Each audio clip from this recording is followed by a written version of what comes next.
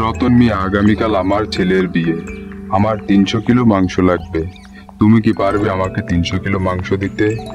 অবশ্যই অবশ্যই মোড়ল মশাই, আমি থাকতে আপনার আর মাংসতে চিন্তা করতে হবে না। আমার দোকানের মাংস এই গঞ্জের নাম করা মাংস। আমি আগামীকাল সকাল সকাল আপনার বাড়িতে আমি নিজে গিয়ে মাংস দিয়ে আসবো। আপনি কোনো চিন্তা করবেন না। রতন, এই নাও তোমাকে কিছু টাকা অগ্রিম বায়না দিয়ে গেলাম।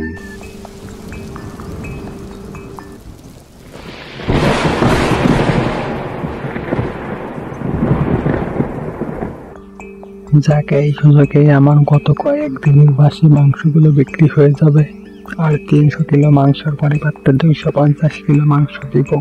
এই দামে আমার ব্যবসা লাল লাল হয়ে যাবে। আহা, কি আনন্দ! আকাশে বাতাসে।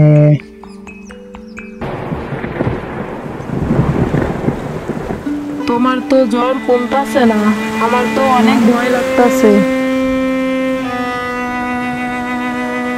মা, বাবা, আমি মাংস দিয়ে ভাত খাবো। মা, তোর বাবা তো অনেক অসুস্থ, বাজার থেকে মাংস এনে দেবে কে?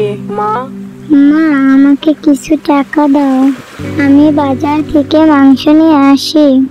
মা তুমি তো মাংস আনতে পারবে না, তোমাকে দোকানদার ঠকাবে। মা, তুমি রিতার কাছে কিছু টাকা দাও, দেখবা ও ঠিকই মাংস কিনে আনতে পারবে। তুমি যেহেতু বলছো তাহলে দিচ্ছি। হ্যাঁ, মাংস লন, মাংস লন, দেশি গরুর মাংস লন। 1 কিলো মাংসের সঙ্গে 100 গ্রাম মাংস একদম ফ্রি। হ্যাঁ, মাংস লন, পানির দামে মাংস লন।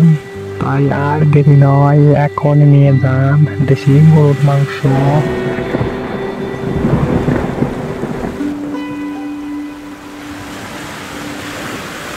কাকা, আমাকে 1 কিলো মাংস দাও তো। তুমি কি আসলে মাংস নিবে?